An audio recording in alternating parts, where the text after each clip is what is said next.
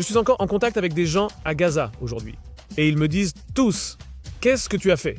Qu'est-ce qui ne va pas chez toi? Tu étais si proche de nous aider et d'éliminer cet ennemi horrible, et tu as simplement abandonné. Nous devons clarifier l'avenir de Gaza.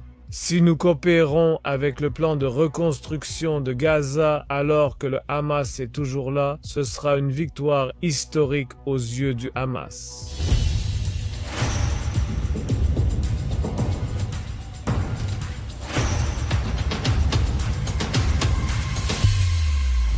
Bienvenue sur Axe de la vérité sur JNS. De l'Afrique au Minnesota, le terrorisme islamiste semble être un problème mondial croissant, présent sur tous les continents. Comme nous le savons, Gaza ne fait pas exception. Il y a certes un cessez-le-feu sur le papier, mais la semaine dernière, on a constaté des violations répétées du Hamas et des réactions rapides de la force de défense israélienne ciblant ces terroristes. Alors, prenons un peu de recul sur cette question. Ce cessez-le-feu est-il même plausible?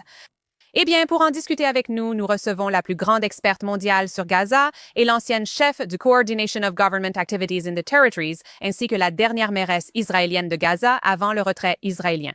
Nous avons rencontré la colonelle Grisha Yakubovitch la semaine dernière pour parler de l'avenir de Gaza.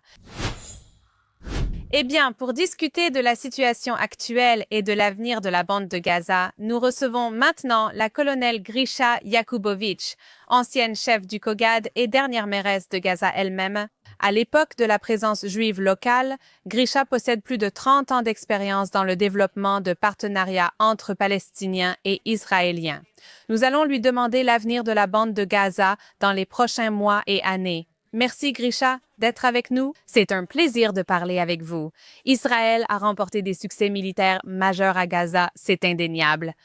Mais concrètement, quelle est la prochaine étape?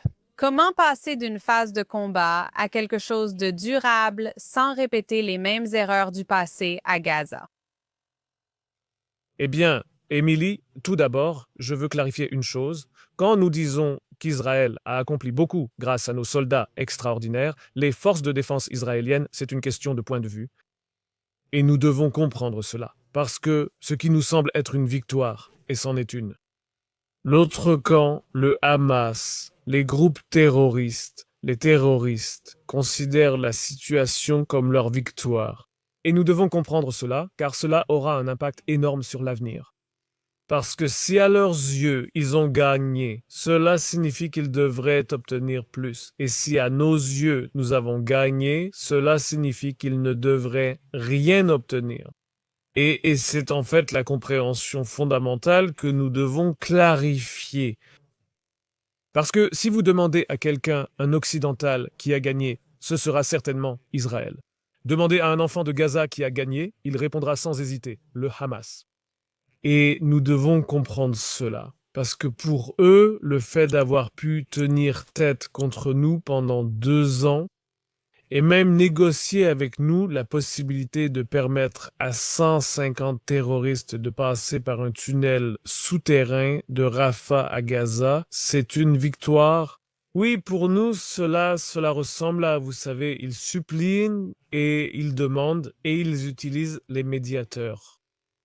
Et encore une fois, je veux être clair à ce sujet. Pour eux, c'est une victoire. Donc tant qu'ils restent à Gaza, pour eux, c'est une victoire. Et nous devons être clairs sur l'avenir de Gaza. S'ils restent à Gaza et si nous coopérons avec un plan pour reconstruire Gaza alors que le Hamas est toujours là, ce sera une victoire historique aux yeux du Hamas. Et peut-être que c'est ainsi qu'ils écriront leur propre histoire. Dans l'approche occidentale, vous savez, ils ont subi beaucoup de pertes et d'énormes destructions et tout ça, mais pour eux, ce n'est qu'une question de temps. Vous savez, tout peut être réparé tant que nous sommes debout. Donc, si vous me demandez en tant qu'expert, comment je préférerais que l'avenir ressemble à Gaza? Que personne ne reste à Gaza, parce que je ne vois pas qu'ils aient un avenir après ce qu'ils ont fait le 7 octobre. Mais si nous devons parvenir à un accord et accepter un compromis, je pense que nous devrions, cette fois, fixer une liste de prix, et on ne donne rien gratuitement, et s'ils veulent obtenir quelque chose, seulement s'ils sont capables de nous fournir une garantie, des garanties qu'ils seront désarmés et qu'ils n'auront aucune intention terroriste à l'avenir. Alors ça, je sais que vous avez travaillé à Gaza pendant de nombreuses années. Je pense que vous la connaissez mieux que quiconque que je connaisse. À quoi ressemble la réalité sur le terrain en ce moment concernant le maintien du Hamas au pouvoir, son maintien au commandement et au contrôle? Vous savez, Émilie, l'une des choses que je voudrais soulever, c'est que nous sommes généralement concentrés sur une seule chose. Je ne juge pas, d'accord? Je dis juste que votre question est orientée vers Gaza. Ce n'est pas le problème. Je pense que le problème, c'est en fait la Cisjordanie. Je pense que le problème, c'est le Liban. Je pense que le problème, c'est le Moyen-Orient. Je vais aussi vous poser des questions à ce sujet. Je sais. Je sais. Je veux juste soulever le dilemme, parce que ce n'est pas seulement Gaza, cela aura un énorme impact sur la Cisjordanie, cela aura un énorme impact sur les Palestiniens en Jordanie et au Liban. Donc, quoi que nous fassions et quoi que nous mettions en œuvre à Gaza, cela nous impactera depuis le nord, depuis l'est, et depuis la Judée et la Samarie. Bon, la réalité à Gaza, il y a une énorme destruction là-bas. Israël a réussi à vaincre le Hamas en tant qu'armée terroriste, mais pas l'idéologie et pas les groupes terroristes. Tant qu'ils seront là, tant qu'ils négocieront, ils resteront là. Et je crois que nous n'aurons pas d'autre choix que de les accepter comme faisant partie de la solution, comme cela semble être le cas actuellement. Je pense que c'est l'une de nos plus grandes erreurs actuelles.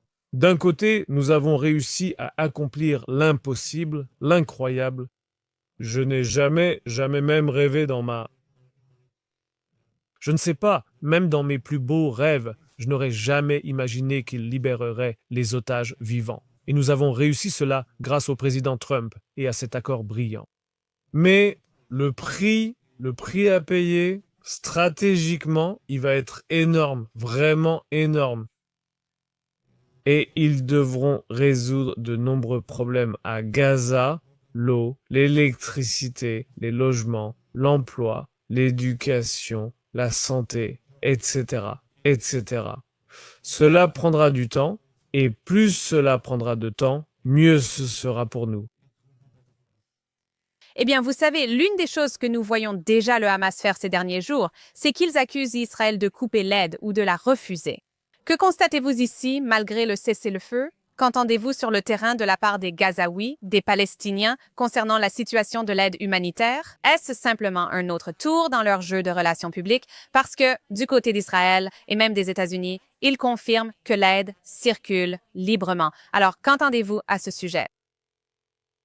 Laissez-moi vous raconter un appel téléphonique que j'ai reçu il y a 2 heures et demie d'un homme qui m'a appelé et m'a dit « Grisha, s'il te plaît, rends-moi service. Peux-tu m'aider? Il y a un camion de légumes que je veux envoyer à Gaza. » Et malheureusement, ils m'ont demandé de leur payer 70 000 shekels. Tu sais, juste pour payer quelqu'un afin qu'il les laisse entrer le camion en direct. Je peux t'envoyer l'appel plus tard, tu pourras l'appeler. Et j'ai reçu un appel hier de Gaza, d'un gars avec qui je travaillais, et il m'a dit Grisha, pour chaque camion que tu pourras coordonner et nous aider à amener à Gaza avec des légumes, tu recevras 70-80 000 shekels. Si c'est des vêtements, des chemises, tu sais, des pantalons, peu importe, tu pourrais obtenir quelque chose comme 150 000 shekels par camion. Maintenant, je te demande qui peut payer une telle somme. Qu'est-ce qui ne va pas ici? Qu'est-ce qui ne va pas chez nous pour que nous continuions à envoyer de l'aide à Gaza ou que nous continuions à permettre l'entrée de l'aide à Gaza, sachant qu'ils imposent cela, sachant que les gens paient de l'argent noir, de l'argent illégal à d'autres, et les seuls les seuls qui peuvent se permettre cela, de grosses, je dirais, sommes d'argent, c'est uniquement le Hamas. Ce sont les seuls qui ont l'argent. Et que se passe-t-il là-bas? C'est comme si le Hamas avait renouvelé la collecte des impôts. Les exécutions ont repris. Nous l'avons vu il y a quelques semaines. Et puis ils ont rétabli, je dirais, leur police officielle pour créer une illusion de loi et d'ordre. Mais c'est un mensonge. Et ils ont exigé que l'Organisation des Nations Unies envoie de l'aide, parce qu'il est plus simple de voler l'Organisation des Nations Unies. Il n'y a pas d'employés de l'Organisation des Nations Unies là-bas, venant des États-Unis ou, je ne sais pas, de la Suède. Ce sont tous des locaux. Donc c'est comme, vous savez, laisser le chat garder le lait à... Je ne sais pas si c'est comme ça qu'on le dirait en anglais. Et il semble que, malheureusement, nous nous mentons à nous-mêmes. Et je pense que le meilleur exemple, c'est ce qui se passe au Soudan. Allez, les gars. C'est comme si 100 et quelques milliers de chrétiens avaient été massacrés il y a seulement quelques semaines. Et personne ne s'en soucie. Personne ne se plaint du nombre de camions envoyés au Soudan. Personne. En fait, personne ne s'en soucie. Pourquoi? Parce qu'ils sont des Noirs. Et quand il s'agit de Gaza, c'est comme si je ne comprenais pas ce qui ne va pas chez nous. Je me considère membre du monde occidental. Et je nous demande qu'est-ce qui ne va pas chez nous. C'est une organisation terroriste qui a exécuté des gens il y a seulement quelques semaines, et nous avons tous vu cela. Et personne ne s'en soucie. Et tout ce qui nous importe, c'est combien de camions les habitants de Gaza ont reçus, sachant que le Hamas les vole, sachant que le Hamas paie les salaires de ses propres bourreaux comme salaire, au lieu de $100, quelques sacs de farine, pour qu'ils puissent les vendre au marché noir. Et nous le savons tous. C'est comme, encore une fois, qu'est-ce qui ne va pas chez nous? Maintenant, tu peux demander à qui tu veux, Émilie. J'ai un avantage, c'est que je suis en contact avec des gens à Gaza. Même aujourd'hui, je leur parle. Ils m'appellent. Je suis en contact avec des gens de Beth Hanoun, de Rimal, de Khan Younes et des Gazaouis qui sont partis en Égypte. Et ils me disent tous, en fait, ils m'ont tous dit, qu'est-ce que tu as fait? Qu'est-ce qui ne va pas chez toi? Tu étais si proche de nous aider et d'éliminer cet ennemi horrible, et tu t'es juste levé et tu as simplement abandonné. Eh bien, tu sais, c'est intéressant. C'était intéressant que tu dises ça car le sentiment est similaire en Iran. Les Iraniens sont frustrés d'avoir goûté à la liberté puis la guerre a été arrêtée. Donc, je connais ça. Mais je pense que tu as aussi soulevé quelque chose d'intéressant. Je veux dire, le Liban, c'est aussi la même chose, d'ailleurs. Oui, tu as soulevé quelque chose d'intéressant à propos du fait qu'ils taxent déjà les gens à Gaza. Nous avons récemment vu des rapports indiquant qu'ils imposent une taxe foncière même aux personnes dont les maisons ont été détruites. Ils taxent même les tentes où vivent les gens. C'est incroyable. Mais je voudrais te demander... Obtenir un revenu. Oui, je veux te poser des questions sur la Cisjordanie. Nous savons que c'est un autre front qui menace certainement Israël. Il y a beaucoup d'activités de différentes organisations terroristes là-bas. Et pour ceux qui nous regardent, c'est principalement sous le contrôle de l'autorité palestinienne, même si le Hamas menace aussi leur pouvoir. Je voudrais vous demander ce que vous pensez de la stabilité de l'autorité palestinienne en Cisjordanie, surtout en ce moment. Est-ce un organisme avec lequel Israël pourrait potentiellement travailler? Y a-t-il un avenir avec eux?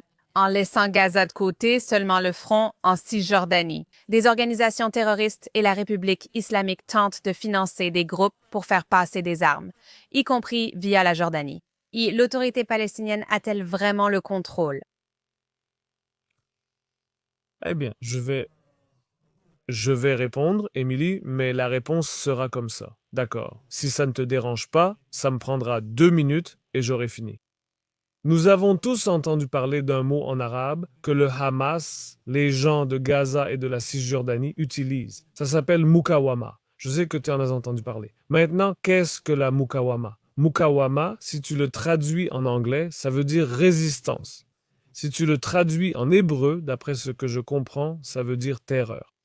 Et ce que le Hamas a réussi à faire, c'est qu'ils ont dit au peuple, nous avons choisi la voie de la Mukawama, nous avons choisi la voie de la résistance. Et c'est la seule façon dont nous pourrons atteindre nos objectifs.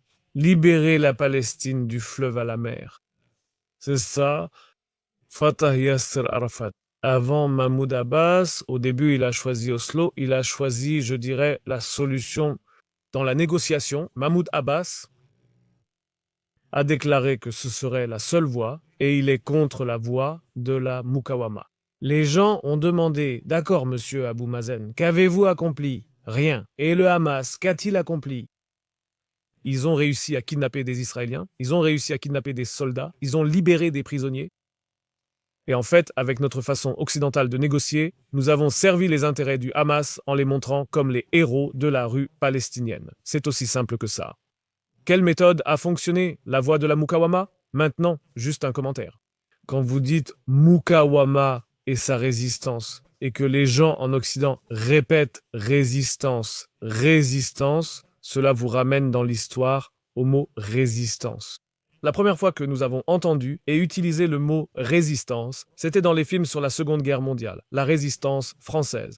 Cela signifie que ceux qui font partie de la résistance sont ceux qui combattent l'horrible ennemi nazi. Donc, l'inconscient de l'Occident a été façonné pendant les 30 dernières années pour penser que le Hamas est une bonne chose parce qu'ils sont la résistance. Soyons conscients de cela. Maintenant, le Fatah en Cisjordanie, l'autorité palestinienne, tout tourne autour de Mahmoud Abbas. Il a 89 ans maintenant, d'accord? Nous sommes tous les deux d'accord pour dire qu'il finira par nous quitter naturellement, ou que quelqu'un l'y aidera. C'est comme ça que ça fonctionne ici. Et que se passera-t-il le lendemain? Et nous voyons les événements depuis mai 2021, à partir de la 4e vague d'escalade, gardien des murs, avec le Hamas. Ce que nous voyons, je dirais la terreur, ou je dirais la 3e intifada, a commencé en mai 2021. Et nous voyons de plus en plus de partisans du Fatah qui sont en réalité des groupes terroristes. Et c'est pourquoi Israël a lancé une autre grande opération en Cisjordanie pour faire face à ces groupes terroristes. Mais au moment où Mahmoud Abbas mourra, je crois que le rêve mourra aussi. Et les gens diront, d'accord, la seule voie que nous croyons et que nous choisissons est celle de la Mukawama, parce que le Fatah sera aussi obligé de choisir sa voie. Et la voie sera la Mukawama, ou la résistance. Donc nous verrons le Hamas, le Fatah et le Parti de la justice et du développement adopter tous, je dirais, le récit de la Mukawama. Ce processus mènera à une guerre civile palestinienne. Et cela est dans cette guerre civile palestinienne, dont nous avons déjà vu des signes à Gaza d'ailleurs. Vous savez, avec toutes ces milices, certaines du Fatah, d'autres groupes qui se battent entre elles, nous observerons ce processus en Cisjordanie lorsque Mahmoud Abbas partira. Mais ensuite, la compétition sera entre eux à propos de la Mukawama et de qui était le meilleur. Et pour juger qui est le meilleur, c'est celui qui tue le plus de juifs. Donc, l'avenir que je vois au moins, c'est que le Fatah perd le pouvoir, l'autorité palestinienne perd le pouvoir, il continue de perdre le pouvoir, et je ne vois pas de dirigeant qui sera capable de prendre la place de Mahmoud Abbas, et il est déjà faible. Et je ne les vois pas éviter de choisir le récit de la Mukawama. Donc en fait, pour l'instant, d'accord, pour l'instant, malheureusement, je suis pessimiste. Et la seule chose que je vois en Cisjordanie, c'est la 3e intifada à grande échelle. À moins que nous fassions quelque chose dès maintenant, et nous le pouvons. Et je dirais qu'il s'agit d'une lutte entre les différentes factions palestiniennes pour l'hégémonie au sein de la société palestinienne, ou pour savoir qui les dirigera. Est-ce que ce sera le Hamas, le Fatah ou le PIJ? Et la seule façon, c'est de savoir qui va exécuter ou, selon notre compréhension, qui sera le plus grand terroriste avec le plus de sang sur les mains. Est-ce que ce sera Fatah, PIJ ou Hamas? Et ils célébreront, bien sûr, en dansant sur notre sang. Eh bien, je voudrais vous demander, l'une des choses qui s'est produite au cours des 2 dernières années, c'est que nous avons vu beaucoup d'autres pays, même certains pays considérés comme des alliés d'Israël, reconnaître un État palestinien. Quel est l'impact sur l'autorité palestinienne, sur les groupes terroristes que vous avez mentionnés dans les mois et années à venir? Quel est l'impact de cette reconnaissance internationale d'un État palestinien? Est-il même possible que cela puisse fonctionner en faveur d'Israël s'ils sont tenus aux mêmes normes qu'un État sur le plan international? Ou bien est-ce catastrophique, comme l'ont affirmé de nombreux responsables israéliens jusqu'ici? C'est une déclaration typique des Occidentaux qui ne comprennent malheureusement rien au Moyen-Orient. Et c'est exactement lié à ce que je vous ai dit au début sur la victoire, qui dépend du regard de chacun. C'est comme s'ils avaient mené un massacre le 7 octobre et qu'ils nous combattaient depuis 2 ans. Et quelqu'un d'autre déclare « Je ne sais pas si vous reconnaîtrez l'État palestinien. Alors, vers qui les gens se tourneront-ils? Vers Abou Mazen, qu'ils considèrent comme un voleur, comme un dirigeant corrompu, ou bien ils regarderont vers le Hamas et ils diront « Oh, c'est grâce à la Mukawama qu'ils tiennent à cause de ce récit de la mort et à cause de ce qu'ils ont fait le 7 octobre et de cette victoire incroyable de cette longue guerre de 2 ans. C'est pourquoi l'Occident force Israël à s'agenouiller et à accepter un État palestinien. En fait, l'Occident comprend. Malheureusement, ceux qui ne comprennent rien au Moyen-Orient alimentent en réalité la victoire que le Hamas proclame contre la plus forte armée du Moyen-Orient. Simple, c'est simple. Et malheureusement, nous ne comprenons pas... Eh bien, moi, je comprends cela. J'espère que les autres pays de nos alliés le comprendront aussi. Maintenant, que peut faire Israël? Si vous pouviez donner au gouvernement israélien un plan pour les 6 prochains mois, que peut faire Israël? À la fois pour faire face aux menaces en Cisjordanie, aux problèmes de l'autorité palestinienne, à la situation à Gaza, et même au-delà de cela pour gérer le Liban et la tête du serpent, la République islamique d'Iran? Que devrait faire Israël dans les prochains mois? D'abord, nous devons nous reposer. Nous devons nous assurer que tous les otages sont de retour chez eux et nous devons guérir. Nous devons veiller à ce que notre société, notre nation guérisse un peu. Se réorganiser, c'est la première chose. Deuxièmement, nous devons améliorer nos relations avec nos alliés. Et je pense que notre gouvernement sait comment le faire. N'importe quel gouvernement, d'accord? Cela n'a rien à voir avec le gouvernement actuel ou un autre gouvernement. C'est le numéro 2. Numéro 3, le renseignement. Nous devons être plus intelligents la prochaine fois. Et nous devons vraiment améliorer nos capacités pour avoir un renseignement de plus en plus performant. Donc, la prochaine fois, quand les prochaines hostilités commenceront, nous les frapperons à leur point le plus faible, comme nous l'avons fait au Liban. D'accord, avec les bips et tout le reste. Et je pense qu'on peut arranger les choses. Que ce soit au Liban, en Iran ou ailleurs. Et ensuite, il faut s'assurer que cette victoire du Hamas, à leurs yeux, soit d'une certaine manière effacée. Et je pense que nous pouvons le faire. Il n'est pas trop tard, mais nous pouvons le faire et nous pouvons y arriver. Nous devons retirer les armes au Hamas. Et je veux être clair à ce sujet. Quand je parle d'armes, ce ne sont pas les lance-roquettes anti-chars, ce ne sont pas les automates Kalachnikov. 47, ce sont les gens. Parce qu'ils ne veulent qu'une seule chose. Le Hamas, ils ont besoin de gens pour pouvoir les contrôler. Si vous prenez les gens, alors vous ne leur donnerez pas de munitions en tant que boucliers humains, vous ne leur donnerez pas de munitions pour nous accuser de crise humanitaire. Et vous ne leur donnerez pas non plus ceux qui voteront pour eux. Donc si nous comprenons cela, alors pourquoi ne pas mettre en œuvre un plan pour que les Gazaouis ne restent pas à Gaza? Et je ne dis pas qu'ils quitteront Gaza pour toujours, je ne dis pas cela. Je pense que c'était une erreur que ces plans aient même été montrés, je l'ai dit plusieurs fois pendant la guerre, même si le prix sera de construire des villes temporaires en Israël, pas seulement en Égypte, en Israël.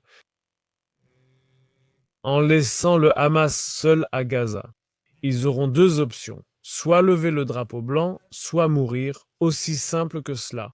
Et oui, les habitants de Gaza seront contrôlés, chacun d'entre eux un par un. Nous nous assurerons qu'ils ne sont pas des terroristes et nous avons les moyens de le faire. Et nous leur fournirons ce dont ils ont besoin. D'ailleurs, exactement ce que nous fournissons actuellement à Gaza, mais dans de bien meilleures conditions. Et moins, je dirais, moins de camions que le Hamas volera et revendra sur le marché noir. Cela atteindra la population. Donc si nous voulons vraiment aider le peuple de Gaza, aidons-les à quitter Gaza pour des villes, des quartiers, des cités temporaires. D'accord ? En garantissant aujourd'hui avec les médiateurs que ce sera une situation temporaire, une solution temporaire jusqu'à ce que nous vainquions le Hamas à Gaza, ou qu'il puisse quitter Gaza, cela nous est égal, et ensuite nous commencerons le processus de reconstruction à Gaza. Comment pouvez-vous élaborer une telle politique face à un récit de subversion aussi fort venant du Qatar et de la République islamique? Ce discours est relayé par Al Jazeera et même la British Broadcasting Corporation, car la réaction attendue des opposants à Israël sera d'accuser de nettoyage ethnique. Même si vous parlez d'un déplacement temporaire pour préserver des vies, ils appelleront cela le nettoyage. Non, non, non, non, ce n'est pas un déplacement. N'utilisez pas ce terme, ne l'utilisez pas. Ce n'est pas un déplacement.